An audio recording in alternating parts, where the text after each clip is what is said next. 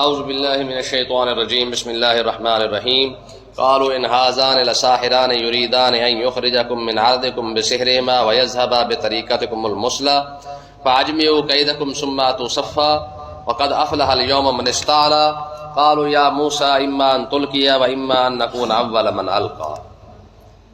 اب موسیٰ علیہ السلام اور جادوگروں کی آپس میں جو بات ہو رہی ہے اس کو اللہ تعالیٰ نے یہاں پہ بیان فرمایا کہ موسیٰ علیہ السلام نے جب انہیں کہا نا کہ خدا کا خوف کرو، تم جو ہے وہ نبی کے مقابلے میں آ کے اللہ کے سامنے جو ہے جھوٹ بولنے کی کوشش کر رہے ہو تو یہ کام نہ کرو۔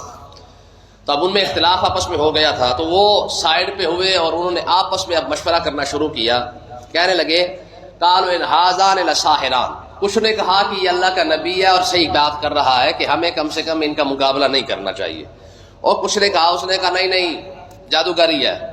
قالوا ان هذان لساحران، وہ کہنے لگے یہ دونوں جادوگر ہیں، یریدان ان یخرجکم من ارضکم، یہ تمہیں صرف اور صرف یہاں سے نکالنا چاہتے تاکہ تم فرعون کے جو ہے مقرب نہ بن جاؤ، کیونکہ فرعون نے تمہیں کہا ہے کہ اگر تم موسیٰ سے جیت گئے تو پھر میں تمہیں اپنا قریبی بنا لوں گا اور تمہیں وزارت شجاعتیں بھی دے دوں گا، تو اس لیے یہ ہمیں یہاں سے نکالنا چاہتا ہے بسحرهما ويذهب بطريقتكم المثلى۔ وہ کہنے لگے کہ یہ اپنے جادو کے ذریعے سے تمہیں یہاں سے دور کرنا چاہتے ہیں، اور یہ بھی چاہتے ہیں وَيَذْهَبَ بِطَرِيقَتِكُمُ الْمُثْلَىٰ، یہ جو تمہاری شاندار تہذیب ہے اس سے تمہیں دور کر دیں۔ شاندار تہذیب کیا تھی کہ بنی اسرائیل کو جو ہے وہ دبا کے رکھو، ان کے جو بیٹے پیدا ہوں ان کو غلام بنا لو، بیٹیاں پیدا ہوں تو ان کو اپنے نوکرانیاں بنا کے جو ہے وہ جیسے چاہو ان کو ساتھ کرتے رہو، تو یہ ان کی شاندار مثالی تہذیب تھی۔ تو انہوں نے کہا بھائی موسیٰ تو اس تمہاری مثالی تہذیب کو ختم کرنے کے لیے آیا ہے، یہ جو تم نے لوگوں کو غلام بنا کے رکھا ہوا ہے، صرف روٹی کے اوپر جو رکھا ہوا ہے پوری قوم کو، میں موسیٰ اس کو ختم کرنا چاہتا ہے، وگرنہ اگر ہم اپنا موسیٰ علیہ السلام پر غالب آ جاتے ہیں تو ہم ہمیشہ کے لیے ساری زندگی بنی اسرائیل کو دبا کے رکھیں گے۔ اب اندازہ کریں یہی سوچ کل جو جادوگروں نے سوچ بیان کی نا کہ فرعون کی سوچ یا فرعونیوں کی سوچ کیا تھی کہ بنی اسرائیل کو دبا کے رکھنا اور ان کے اوپر حکومت کرنا اور انہیں صرف روٹی تک ہی رکھنا۔ جو سوچ کل فرعون کی تھی وہی سوچ آج کے حکمرانوں کی بھی ہے، صرف اور صرف اپنی عوام کو روٹی تک محدود کر کے رکھنا تاکہ اس سے آگے وہ سوچ ہی نہ سکے۔ بنی اسرائیل کو بھی ایسے رکھا گیا، اور جادوگروں نے کیا کہا، انہوں نے کہا یہ ہماری شاندار تہذیب ہے، بڑی مثالی تہذیب ہے ہماری، کیا کہ ہم نے ان کو دبا کے رکھا ہوا ہے، خود ہم مزے کر رہے ہیں، موسیٰ اگر آ گیا تو اس نے تو ہر کسی کو نکال کے رکھ دینا ہے۔ اور یہی بات تو سرکار نے ارشاد فرمائی۔ حضور بیٹھے تھے تو دو صحابہ کرام کی آپس میں کوئی بات ہو گئی، لڑ پڑے، ٹھیک ہے، تو ایک صحابی نے دوسرے کو تانا دے دیا، اس نے کہا جا کالا کہہ دیا اس کو۔ جب کالا کہا نا تو حضور تشریف فرما تھے، حضور نے فرمایا اوئے ہوئے پیمانہ چھلک گیا، یہ سرکار کے الفاظ تھے۔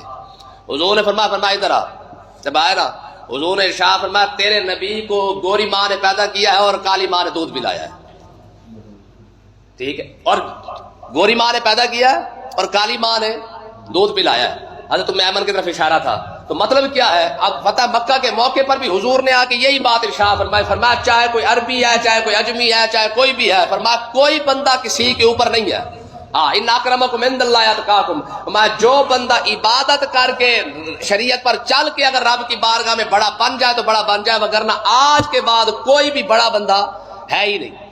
تو یہی چیز سرکار نے ارشاد فرمائی۔ تو اس کا مطلب کیا نکلا، دونوں چیزوں کو ملا کے دیکھیں نا، موسیٰ علیہ السلام کی اور آقا علیہ السلام کے یہ فرمان کی، تو اس سے ثابت یہ ہوتا ہے کہ نبی ہمیشہ قوم کو برابر کھڑا کر دیتا ہے۔ حضرت بلال رضی اللہ عنہ مسجد نبی میں حاضر ہوئے، کہیں سے آ رہے تھے، تو جناب سیدنا صدیق اپنا فاروق اعظم رضی اللہ تعالیٰ عنہ نے دیکھا، تو آپ نے کیا فرمایا ھذا سیدنا وآتک سیدنا بلال، فرمایا ابو بکر بھی ہمارا سردار ہے اور بلال بھی ہمارا سردار ہے۔ کہاں قریشی، پورے مکے کا سفیر، کہاں وہ وقت کے جناب والا مطلب ہے کہ پورے قریش مکہ جو ہے وہ جس بندے کو سفیر بنا کے بھیجتے نا بطور سفیر کے، وہ حضرت عمر تھے، اور آج وہ عمر کہہ رہا ہے کہ ھذا سیدنا وآتک سیدنا، فرمایا یہ بھی ہمارا سردار ہے، اور صدیق اکبر وہ تو ویسے ہی ہمارے سردار ہے، کیونکہ ہمارے سردار نے ہمارے سردار کو آزاد کروایا ہے۔ تو جب اسلام آتا نا، اسلام کے اندر اسلام چودھری کسی کو بننے ہی نہیں دیتا ہے۔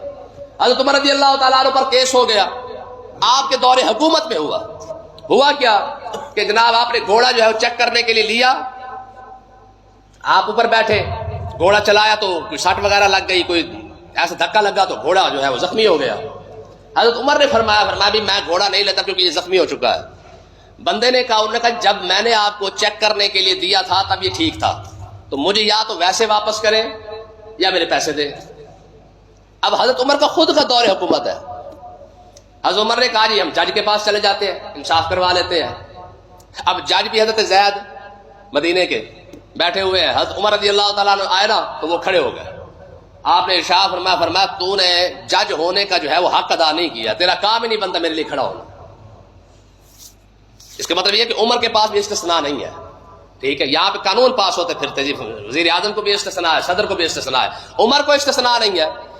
حضرت عمر رضی اللہ تعالیٰ عنہ اپنے دور حکومت میں گراؤ کھڑے ہوئے ہیں، حکومت کے اندر اپنا عدالت میں کھڑے ہوئے ہیں.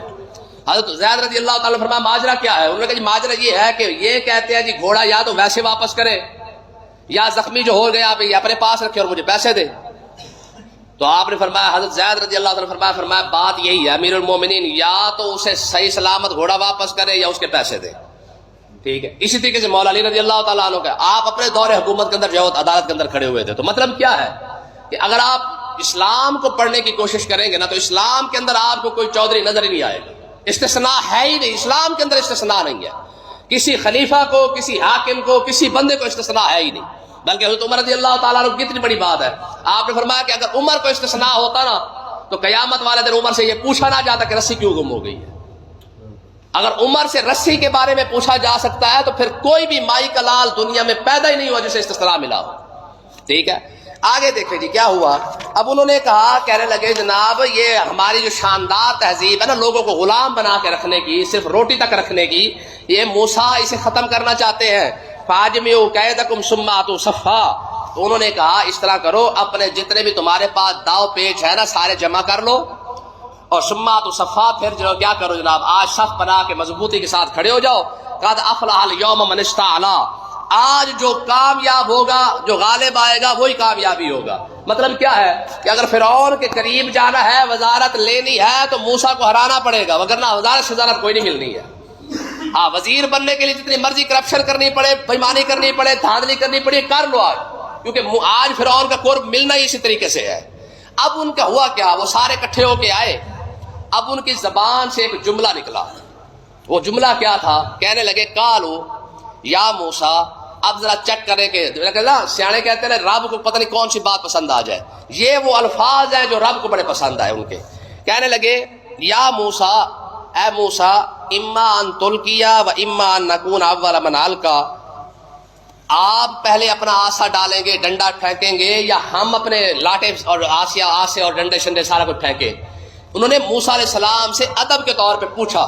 رب کو ان کی یہی ادا بڑی پسند آئی ہے. بھائی یار میرے موسیٰ کا اتنا بڑا ادب، یہ پوچھ رہے ہیں کہ ہم پہلے پھینکیں یا آپ پہلے پھینکیں گے. ہمارے بزرگ کہتے ہیں 70,000 جادوگر تھے، صرف اس ادب کے جملے کی وجہ سے اللہ تعالیٰ نے ان کو ایمان اور ہدایت کی دولت عطا فرمائی ہے، صرف ایک جملے کی وجہ سے. اس کا مطلب یہ کہ زبان سے نکلا ہوا جملہ اور ادب جو ہے بندے کو یہاں تک پہنچا دیتا ہے. ٹھیک ہے. بھائی یہ وہ جملہ تھا جو ان کے منہ سے نکلا کہ موسیٰ ایمان تلقیا و ایمان نکون اول من القا. آپ پہلے ڈالیں گے یا ہم پہلے ڈالیں؟ بھائی یار میرے موسیٰ سے پوچھ رہے ہیں، ہمارے رب کو یہ ادا بڑی پسند آئی ہے.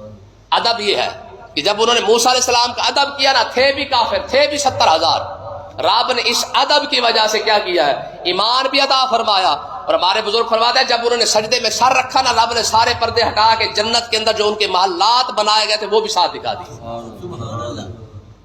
ٹھیک ہے. ادب یہاں تک پہنچا دیتا ہے. حضرت آسیہ جو فرعون کی بیوی ہے، ٹھیک ہے، ان کے بارے میں آتا ہے جب انہوں نے کہا تھا نا کہ فرعون کو فرمایا کہنے لگی کہ فرعون پورا تو عینی ولک، فرمایا کہ ہو سکتا ہے یہ بچہ ہماری آنکھوں کی ٹھنڈک بن جائے، اسے قتل نہ کر. موسیٰ علیہ السلام کے بارے میں باتیں جب انہوں نے یہ بات کی نا کہ یار ہو سکتا ہے یہ ہماری آنکھوں کی ٹھنڈک بن جائے، فرمایا اسی جملے کی وجہ سے اللہ تعالیٰ نے ان کو ایمان کی دولت عطا فرمائی ہے. یار دیکھیں ایک جملہ منہ سے نکل جائے صحیح، اگر اچھا نکل جائے تو ٹھیک ہے. وہ لقمان حکیم کے بارے میں آتا ہے کہ ان سے کسی نے پوچھا تھا کہ انسانی جسم کے اندر سب سے بہترین جو ٹکڑا ہے وہ کون سا ہے؟ انہوں نے زبان نکال کے دکھا دی. انہوں نے کہا یہ ہے. کہا سب سے گندا؟ انہوں نے پھر بھی زبان نکال کے دکھا. انہوں نے کہا یہی ہے. ٹھیک ہے. آج دیکھیں نا ہمارے پاس ہم نمازیں پڑھ رہے ہیں، لیکن نمازوں کا سرور نہیں ہے. علم پڑھ رہے ہیں, علم کی لذت نہیں ہے. اس کی وجہ کیا ہے؟ ہمارے پیچھے ادب ہی کوئی نہیں ہے. جو علم کی بنیاد تھی وہ ہمارے پاس ہے ہی نہیں. اور اوپر سے ہم نے کیا کیا؟ ہم نے بچوں کو جناب اعلیٰ اسکول تو بھیجا کہ جاؤ پڑھ کے آؤ, لیکن ہم نے اسکول کے تقاضے تو بتائے کوئی نہیں ہے, تعلیم کے تقاضے تو بتائے کوئی نہیں ہے. حضور نے کیا فرمایا؟ فرمایا ادبوا اولادکم, ادب سکھانا تمہارے ذمے ہے, اسکول کے ذمے نہیں. اداروں کے ذمے ادب سکھانا نہیں ہے, اداروں کے ذمے تعلیم دینا ہے. ادب سکھانا تو ماں باپ کے ذمے ہے. حضور نے خود فرمایا ادبوا اولادکم, اپنی اولاد کو ادب سکھاؤ. ہاں ادب تم سکھا کے اگر بھیجتی پڑھنے کے لیے تو پھر جب پڑھ کے آتا تو اس علم کا جو ہے وہ فیض بھی ساتھ لے کے آتا. ہم نے تو کیا کہا, فیسیں نہیں دیتے, پیسے نہیں لیندے, ٹھیک ہے. اس چیز نے آ کے طالب علم کا بیڑا غرق کر کے رکھ دیا. پیسے نہیں دیندے اسی, نتیجہ کیا نکلا اس کا کہ جو تم پیسے دے رہا ہے وہ تعلیم کے ہے ہی نہیں. وہ تو استاد نے جو ٹائم دیا ہوا ہے, جو استاد کا اپنا سسٹم چلانے کے لیے بھی چلو اس کی زندگی چلنی ہے, وہ تو اس چیز کے پیسے ہے. تعلیم کے پیسے کیسے ہو سکتے ہیں؟ مولا علی نے تو لکیر ہی کھینچ کے رکھ دی ہے. میں اگر تعلیم کے پیسے ہوتے نا تو مولا علی کبھی یہ نہ فرماتے کہ جس نے الف مجھے پڑھا دے وہ جا کے مجھے بیچ دے, یہ اس کا حق ہے. کیوں؟ اس کا مطلب کیا نکلا کہ علم کا پیسہ ہی نہیں ہوتا. اگر علم کا پیسہ ہوتا تو بات ختم ہو جاتی. بھائی یاد رکھے, ہم نے کیونکہ یہ سمجھا ہے کہ ہم نے بچہ بھیج دیا, اب ادب سکھانا بھی استاد کے ذمے ہے, تمیز سکھانا بھی استاد کے ذمے ہے, اور سارا کچھ استاد کے ذمے ہے. تو تمہارے ذمے کیا ہے؟ صرف روٹی کھلانا, پیدا کرنا. ہر ایک کی اپنی اپنی ذمہ داری ہے. اس ماں باپ کی ذمہ داری تھی کہ وہ اسے ادب سکھاتا, اسے سکھاتا کہ تم نے پڑھنے جانا ہے تو کیسے جانا ہے, مسجد جانا ہے تو کیسے جانا ہے. مسجد سے جوتی چوری ہو رہی ہے, ماں باپ پوچھ بھی نہیں رہا کہ میرا بچہ یہ جوتی جو پہن کے آیا یہ کون سی پہن کے آیا ہے. ٹھیک ہے, پھر کہتے ہیں بچے بدتمیز ہو گئے, جا تمیز دے دو. تمیزوں سے بچے ٹھیک نہیں ہوتے ہیں, بچے ٹھیک ہوتے ہیں ماں باپ کی نگاہ سے, ماں باپ کی تربیت سے, ٹائم دینے سے, انہیں سکھانے سے. حضور نے فرمایا ادبوا اولادکم, اپنی اولاد کو ادب سکھاؤ. اپنی اولاد کا مطلب کیا ہے کہ ماں باپ کی ذمہ داری حضور نے لگائی ہے. فرمایا کہ اگر بچہ بدتمیز ہے تو استاد کا قصور نہیں, بچہ بدتمیز ہے تو ماں باپ کا قصور ہے. استاد کے ذمہ تو تعلیم ہے, ادب ہے ہی نہیں. ادب ذمہ ہے تو وہ ماں باپ کے ذمہ ہے. ہم نے کبھی سوچا ہی نہیں ہے, کبھی پڑھا نہیں ہے, کبھی ہمیں اس بات کا علم ہی نہیں ہے. تو یاد رکھے, امام احمد بن حنبل رضی اللہ تعالیٰ عنہ آپ جانے لگے پڑھنے کے لیے, ماں سے اجازت لی, کہا ماں اجازت ہے پڑھنے جاؤں.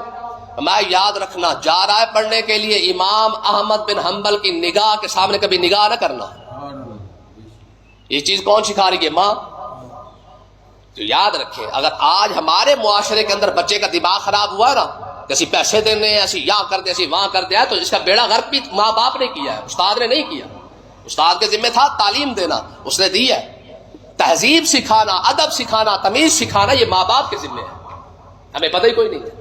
تو انہوں نے کیا کہا موسیٰ علیہ الصلوۃ والسلام نے, ٹھیک ہے, کہا پھر وہ کہنے لگے, جادوگر کہنے لگے کہ موسیٰ آپ پہلے ڈالتے کہ ہم پہلے ڈالیں. یہ قارون دھنسا نا زمین کے اندر, روایات کے اندر آتا ہے کہ یہ ایک زمین کے نیچے گیا, دوسری کے لیے, تیسری کے, چوتھی کے نیچے گیا.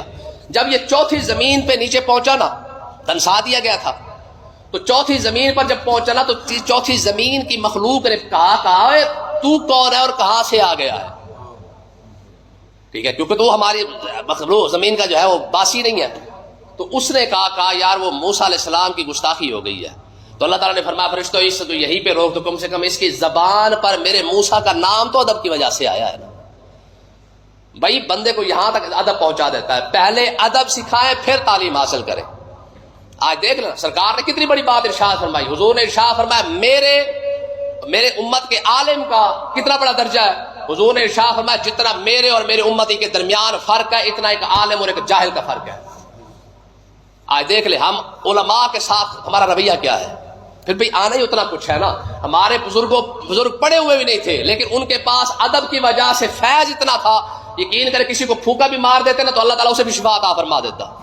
آج ہم سارا کچھ پڑھ کے بھی ہمارے پاس کچھ نہیں ہے. کل ہمارے بزرگ جو پڑے ہوئے تھے وہ ہاتھوں پر حساب کر لیتے تھے, آج کا بچہ کیلکولیٹر پر بھی حساب نہیں کر سکتا. کیوں؟ کیونکہ بدتمیزی کی وجہ سے ہے. علم کی بنیاد جو ہے وہ ادب پر ہے. ادب نہیں, جتنا مرضی آپ علم پڑھ لیں, کتابیں پڑھ لیں, لاؤ دیکھ جا کے لاہور مارکیٹ جو بھری ہوئی ہے, اردو بازار, کتنی کھربوں روپے کا کاروبار ہو رہا ہے, کھربوں روپے کی کتابیں پڑھی ہوئی ہے, آتا جاتا کسی کو کچھ نہیں ہے. کیوں؟ کل کتابیں کسی کے پاس نہیں تھی, لوگ بڑے بڑے لوگ پیدا ہوئے ہے نا. امام بخاری رحمۃ اللہ علیہ کو ماں نے اتنا بڑا بندہ بنایا ہے, امام شافعی رحمۃ اللہ علیہ کو ماں نے اتنا بڑا بندہ بنایا ہے, امام ابن حجر اسقلانی کو ماں نے اتنا بڑا بندہ بنایا ہے. ساری باتیں چھوڑے چلو وہ تو بڑے بڑے لوگ ہیں نا. بابا فرید رحمۃ اللہ علیہ کو کس نے بنایا؟ شکر کی پوڑی پہ ماں نے جناب وقت کا فرید پیدا کر دیا ہے. اور تیرے پاس برگر ہے, شوارما, سارے سہولیات ہونے کے باوجود کبھی پوچھا ہے کہ بیٹا باپ سے کیا کر کے آ رہا ہے؟ کیوں کر کے آ رہا ہے؟ کسی کے ساتھ لڑ کے آیا تو کیوں لڑ کے آیا ہے؟ اگر کسی کے ساتھ بدتمیزی کر کے آ رہا ہے تو کیوں کر کے آ رہا ہے؟ حضور نے ارشاد فرمایا البرکت ما اکابرکم. حضور نے ارشاد فرمایا تمہارے پاس جتنی برکتیں ہیں تو وہ تمہارے بڑوں کی وجہ سے ہے.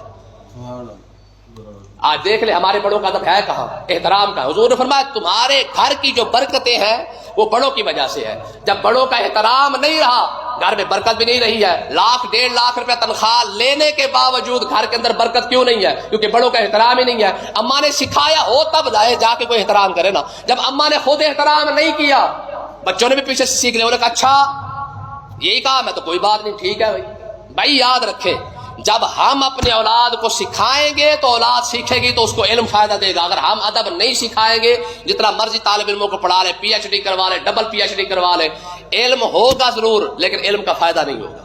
اس کی بنیاد ادب کے اوپر ہے. ادب ہوگا تو علم فائدہ دے گا, اگر ادب نہیں ہوگا تو علم فائدہ نہیں دے گا. اللہ پاک سمجھنے کی توفیق عطا.